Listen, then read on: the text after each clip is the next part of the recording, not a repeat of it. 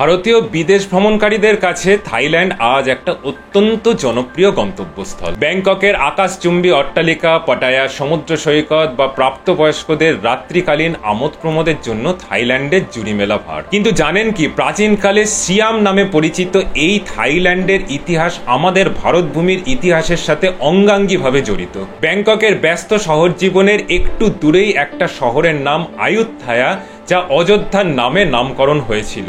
ওখানে সম্রাট নিজের নাম নিয়েছিলেন রামাথিপতি। তিনি ছিলেন আয়ুত্থায়া রাজবংশেরও প্রথম সম্রাট। তারপর সব সম্রাটের নামই শ্রী রামচন্দ্রের নামে হতো। এনাদের রাজত্বকালে রামকিয়েন লেখা হয়, যা হলো থাই ভাষাতে লেখা রামায়ণ। 1400 শতকের থেকে শুরু করে প্রায় 400 বছর ধরে রাজত্ব করে এই বংশ। এই বংশের সম্রাটদের প্রভাবে সিয়াম প্রদেশে, মানে আজকে থাইল্যান্ডের সমাজে এবং রাজনীতিতে রামরাজ্যের আদর্শের প্রভাব দেখা যায়। এই রাজবংশের সময় শুধু হিন্দু নয়, বৌদ্ধ ধর্মের প্রসারও ঘটে।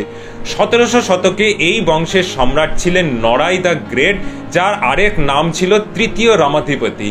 তার সময় এই সাম্রাজ্যের প্রভূত বিস্তার ঘটে। ফ্রান্সের ষোড়শ লুইয়ের দরবারে থাইল্যান্ডের রাষ্ট্রদূত প্রেরণ করা হয়েছিল।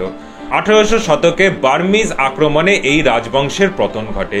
আজও এই আয়ুত্থায়া রাজবংশের ধ্বংসাবশেষ দেখতে পাওয়া যায় আয়ুত্থায়া শহরে।